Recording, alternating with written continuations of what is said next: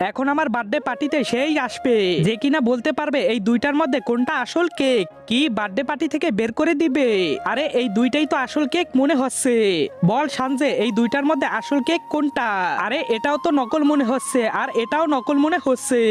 এই দুইটাই নকল। ভুল উত্তর। তুমি আমার বার্থডে পার্টিতে আসতে পারবে না।